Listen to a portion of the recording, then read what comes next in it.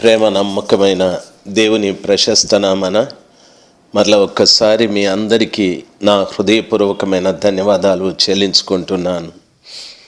ఆదికాండం 4వ అధ్యాయము 26వ వచనం. మరియు షేతునకు కూడా కుమారుడు పుట్టెను, అతనికి ఏనోషను పేరు పెట్టెను. అప్పుడు యెహోవా నామమున ప్రార్థన చేయుట ఆరంభమైనది అని వాక్యం సెలవిస్తుంది. ఈ రోజున ప్రభుని నమ్ముకున్న ప్రతి బిడ్డ కూడా ప్రార్థనలు చేస్తూ ఉంటారు. అయితే ప్రార్థన యొక్క విలువ, ప్రార్థన యొక్క ఉద్దేశం చాలామందికి తెలియడం లేదు. ప్రార్థన చేయండి అంటే చాలామంది చేసే ప్రార్థన ఏమిటంటే, ప్రార్థనలో అంశాలు వారి కుటుంబంలో ఉన్న వ్యక్తులందరి గురించి, ఆ తర్వాత వారి సమస్యల గురించి, లేకపోతే వారి అక్కరల గురించి చెప్తా ఉంటారు. ప్రియులరా, గమనించవలసిన విషయం, ప్రార్థన యొక్క ఉద్దేశం వేరు. దేవుని సన్నిధానంలో కూర్చొని వాక్యం వింటున్న మీకు నా మనవి, ప్రార్థన అనగా ప్రభువుతో మాట్లాడడము అని అర్థం. యేసయ్యతో మాట్లాడడం. యేసయ్యతో మాట్లాడేటప్పుడు ఎంత ఆత్మీయంగా మనం మాట్లాడాలి. ఒక కలెక్టర్ గారి దగ్గరికి వెళ్ళినప్పుడు అసభ్యమైన పదం ఒక్కటి కూడా ఉపయోగించాం. ఏది మాట్లాడాలనో అదే మాట్లాడతాం. అదేవిధంగా ప్రార్థనలో పరలోకపు తండ్రి, భూమి ఆకాశములను సృజించిన ఆ గొప్ప దేవుడైన యెహోవా యేసు ప్రభుల వారితో మాట్లాడేటప్పుడు ఎంత జాగ్రత్తగా మాట్లాడాలి. అందుకనే బైబిల్లో చెప్పబడింది, మీరు ప్రార్థన చేయనప్పుడు వ్యర్థమైన మాటలు పలకండి అనని. కాబట్టి దేవుని సన్నిధానంలో కూర్చొని వాక్యం వింటున్న ప్రభు బిడ్డలైన మీకు ప్రార్థన అనగా దేవునితో మాట్లాడడము అని దాని అర్థం. రెండవది, ప్రార్థన యొక్క ఉద్దేశం ఏమిటి అంటే, ప్రార్థన చేసేవానిలో ఉన్న అపరిశుద్ధత ప్రార్థన విను దేవునికి ఇచ్చి, ప్రార్థన వింటున్న దేవునిలోని పరిశుద్ధతను తీసుకోవడం ప్రార్థన. నీవు ప్రార్థన చేసినప్పుడు ఎప్పుడైనా ఈ రీతిగా జరిగిందా? నీలో ఉన్న అపరిశుద్ధతను దేవునికి ఇచ్చి దేవునిలో ఉన్న పరిశుద్ధతను నీవు తీసుకున్నావా? అది జరగలేదంటే నువ్వు చేసింది ప్రార్థన కాదు. ఒక వ్యక్తి బజారుకు వెళ్ళి కిరాణా కొట్లో తనకు అవసరమైన ఆ పచారీ సరుకులన్నీ చెప్పినట్టుగా దేవుని దగ్గర కూర్చొని రోజు ఇవన్నీ మాట్లాడుతూ ఉంటాం, చెప్తూ ఉంటాం. వాస్తవంగా అది మంచి పద్ధతి కాదు. మనం చేసిన ప్రార్థనలు 24 పెద్దలు బంగారు పళ్ళెంలో పెట్టుకొని దేవుని దగ్గరికి తీసుకెళ్ళాలి. కాబట్టి మనం చేసే ప్రార్థన పరలోకం దాకా వెళ్ళేటట్టు ఉండాలి. అంతేకాని అవసరాలు చెప్పుకుంటూ కూర్చోకండి. ప్రియులరా, ప్రార్థన ఎనోషను కాలంలో ప్రారంభమయ్యాది అని చెప్పాడు. ఎనోషు అనున్నటువంటి మాటకు అర్థము మనుష్యుడు అని అర్థం. అనగా దాని అర్థం, చాలామంది ఈ రోజున మనుషులుగా లేరు. త్రాగుబోతులుగా ఉన్నారు, మోసగాళ్ళుగా ఉన్నారు, అబద్ధీకులుగా ఉన్నారు, కోపగాళ్ళుగా ఉన్నారు, లంచగొండ్లుగా ఉన్నారు, అన్యాయస్తులుగా ఉన్నారు. మీరెప్పుడు మనిషిగా మారేది? దైవ జనాంగమా, ఇటువంటి పాపాలన్నీ కూడా పెట్టుకొని ప్రభువుతో మాట్లాడి నేను ప్రార్థన చేశానంటే అది ప్రభువుకి అంగీకారమా? మనుష్యులుగా మారండి. మనిషి అంటే దాని అర్థం తనలో ఉన్న కల్మషమంతా తీసివేసుకోవడం, తాను పవిత్రమైనటువంటి వ్యక్తిగా ప్రభు ఎదుట నిలబడ్డాం. ఆ కార్యం నీలో జరిగిందా? ప్రభుతో మాట్లాడుటకు యోగ్యమైన ఒక మనిషిగా నీవు కనిపిస్తూ ఉన్నావా? బాగా వినాలి. కాబట్టి నీవు మనిషిగా మారినప్పుడు చేసేటటువంటి ప్రార్థన నిజంగా దేవుడు వింటాడు. దేవుడు నిజంగా దానికి ప్రత్యుత్తరాన్ని ప్రసాదిస్తాడు. మనిషిగా మారాలి. దేవుని వాక్యం ఆ రీతిగా సెలవిస్తాది. ఆదికాండం 13వ అధ్యాయం 4వ వచనంలో చదువుకున్నట్లయితే, అబ్రహాము బలిపీఠము కట్టిన చోటికి వచ్చి యెహోవా నామమున ప్రార్థన చేసెను అని వాక్యంలో రాయబడింది. అబ్రహాము బలిపీఠం కట్టిన చోటికి అని వాక్యంలో చెప్పబడిన మాట గమనించవలసినటువంటి మాట. వాక్యంలో చదువుకున్నట్లయితే చూడండి, వాక్యంలో చెప్పిన రీతిగా తాను ఎక్కడ బలిపీఠం కట్టాడో అక్కడికి వచ్చి ఆయన ప్రార్థన చేశాడు అంటే ఎంత చక్కటి మాట. ఆయన బలిపీఠమను మాటకు పాప క్షమాపణ అని అర్థం.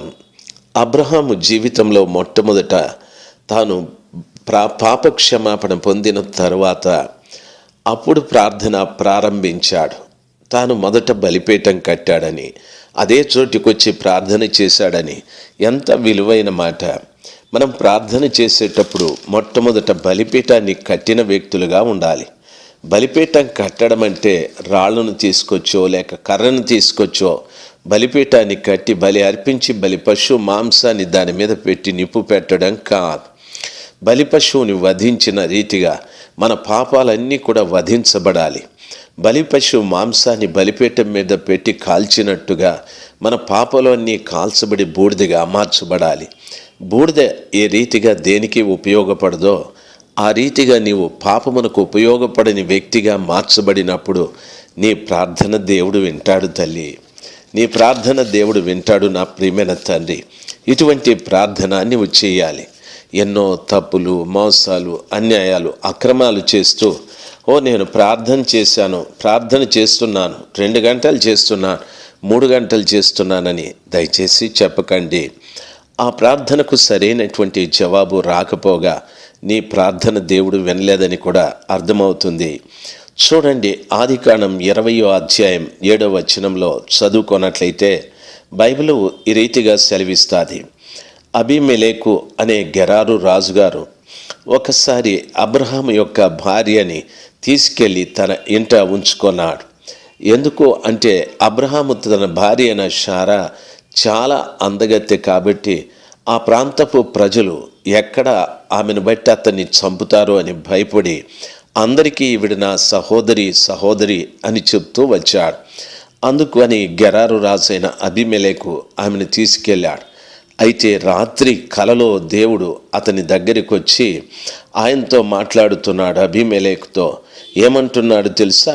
ఆయన ప్రవక్త, అతనికి కీడు చేయొద్దు, కీడు చేస్తే నువ్వు చనిపోతావు, ఆమె అతని భార్య అని ప్రభులవారు అబీమెలెకును అడ్డుకొన్నాడు.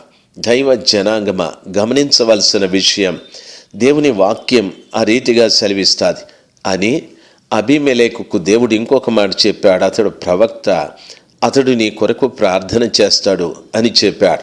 ఎంత విలువైన మాట అంటే దాని అర్థం దేవుడికి బాగా తెలుసు. ఏమనో తెలుసా? అబ్రహాము భార్యని అబీమెలెకు తీసుకెళ్ళిన దేవుని దగ్గర అబ్రహాము ప్రార్థన చేస్తూ ఉన్నాడు. అంటే అబ్రహాముకు ప్రార్థన అనుభవం ఉంది. అనగా పాపాన్ని పూర్తిగా చంపేసుకున్నాడు, బలిపీఠం కట్టి ప్రార్థన చేశాడని.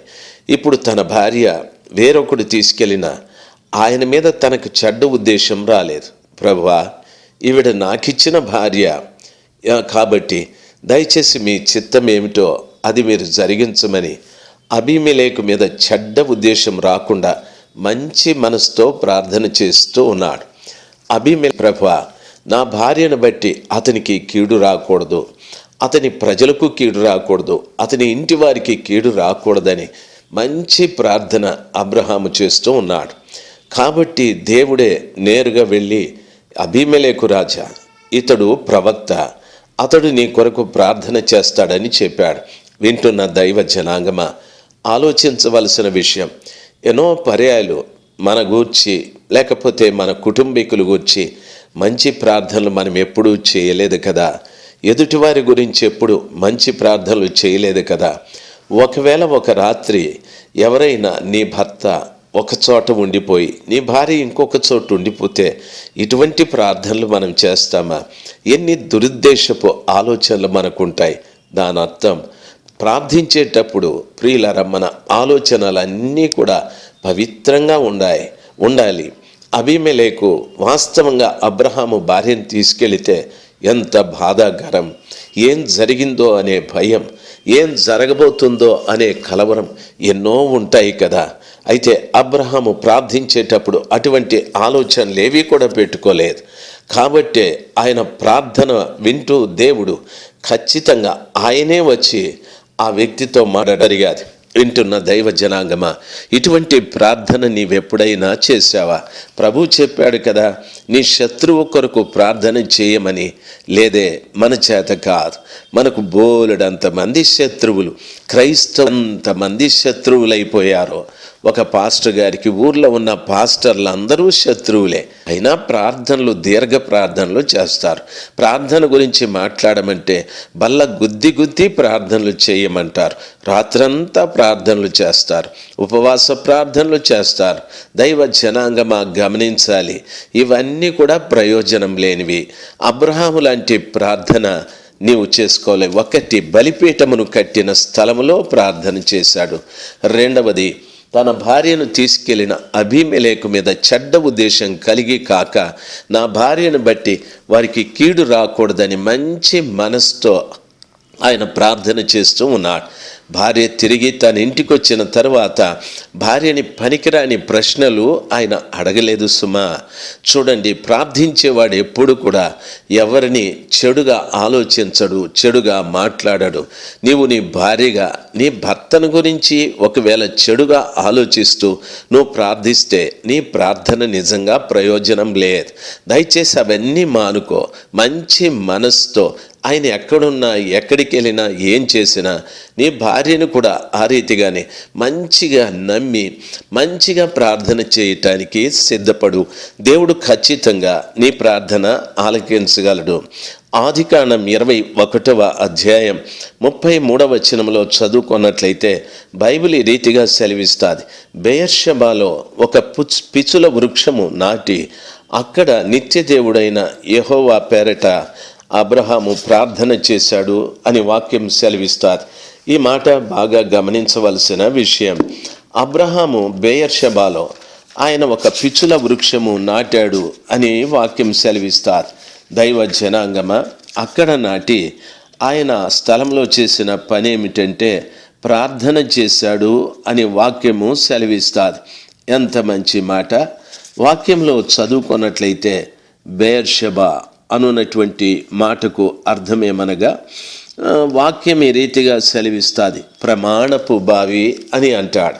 ప్రమాణపు బావి అనగా దేవుని సన్నిధానంలో ప్రమాణము చేసి అక్కడ ఒక పిచుల వృక్షమును నాటి అక్కడ అబ్రహాము దేవునికి ప్రార్థన చేశాడు అని వాక్యం సెలవిస్తుంది.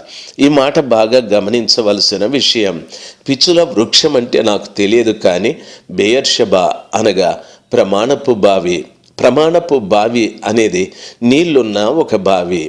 నీళ్లు అంటే ఆధ్యాత్మికంగా ఎఫెసీ పత్రిక 5:25-27 వచనాలు, యోహాను సువార్త 7:37-39 వచనాలు,